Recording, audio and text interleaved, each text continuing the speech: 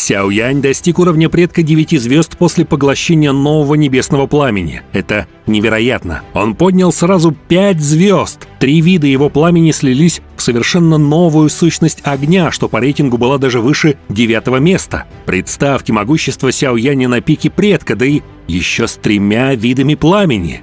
Он точно сможет дать отпор Мугу, почтенному воину, в случае необходимости.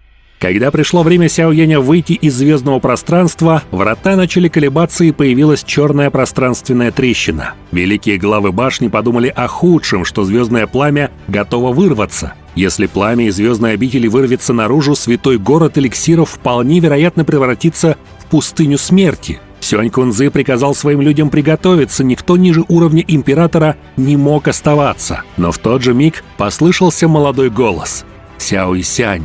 И все остальные застыли от шока. Фиолетовое пламя скрылось внутри трещины, а взгляды всех устремились на парня. «Это же Сяо Янь, так он жив, о боги! Как такое возможно?» Пламя послушно подчинилось ему и спряталось обратно в пространственном разломе. Будто подчиняясь невидимой воле, оно устремилось обратно, исчезнув в мгновение ока. Святой город эликсиров, погруженный в хаос, на несколько мгновений словно замер. Множество людей пораженно смотрели на трещину в пространстве, из которой вышел молодой человек. Сяо Янь немного растерялся под озадаченными взглядами окружающих экспертов. Он осмотрелся и увидел глав. «Великие главы башни эликсиров, как поживаете?»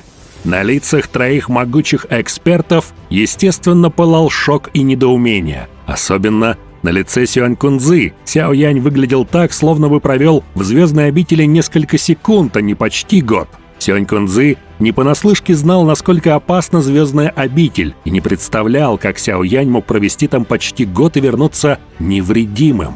При этом аура нынешнего Сяо Яня значительно отличалась от того уровня, когда он впервые вошел в звездную обитель. Сяо Янь не только подчинил горящее пламя 3 тысячелетий, но и таким образом решил сложную ситуацию башни пилюль с этим яростным огнем. Глава Сюань Кунцзы не то чтобы был против, он радовался, что Сяо Янь лишил его головной боли из-за постоянного сдерживания звездного пламени. Сяо Исянь немедленно взяла Сяо Яня за руку, не намереваясь отпускать. Она больше всех беспокоилась о нем. В то же время Цзи Янь весело подскочила, уверенная, что с ним все будет в порядке. Печать дракона не могла ошибаться. Почтенного Яо Тяньхо больше всего удивила аура Сяо Яня и его новые силы. Пока тот еще обладал силой предка 4 звезд, то смог одолеть Тяньше из долины Ледяной реки, эксперта высшей силы класса предка. Теперь, раз Сяо Янь сам достиг уровня предка 9 звезд, то не сможет встретить себе оппонента в пределах этого класса. Даже начальные почтенные воины не смогут получить преимущество в борьбе с ним. Такова реальная мощь Сяо Яня. И это мы еще не говорили об усилении метаморфозы пламени. Кроме того, Сяо Янь обнаружил, что техника сжигания эволюционировала до класса D высшего уровня. Ее способность поглощать и очищать энергию значительно возросла. В прошлом ему бы потребовалось около полудня, чтобы восстановить свои силы, но теперь ему требовалось не больше часа. Вот такими последствиями обладала эволюционировавшая техника сжигания, что получила 3-е небесное пламя. Могучая и необъятная аура вырвалась из тела Сяо Яня, напоминая собой извержение вулкана. Даже земля затрещала и задрожала в этот момент. Да, пик класса предка — это последний уровень перед почтенным воином. Такие эксперты считаются сильнейшими в своем классе. Сяо Янь ощущал невероятную и неописуемо могущественную доуци внутри своих каналов. Подобная степень развития просто потрясала всякое воображение. Сяо Янь плавно сжал кулак, а ощущение невероятной силы вызвало у него желание вызвать искажение в пространстве. В этот миг он был уверен, что если повстречается в бою со стариком Мугу, то точно не даст тому сбежать. Более того, марионетка, которая все время стояла в защите Сяо Яня, улучшила качество под влиянием высокой температуры небесного пламени. Сяо Янь поразился, очень скоро догадавшись об источнике перемен. Температура внутри звездной обители просто поражала своим жаром. Если бы он не поглотил пламя 3000 звезд, то наверняка бы не выглядел таким спокойным. Это уже 2-е улучшение или закалка марионетки после поглощения силы молнии пилюли 5 цветов. Тело марионетки Небесного Зала начало менять свой блеск, лишившись защиты нефритового пламени. Хотя она по-прежнему находилась вне досягаемости самого пламени, но страшно высокая температура не заставила себя ждать. Сяоянь был невосприимчив к жаре, но марионетка нет.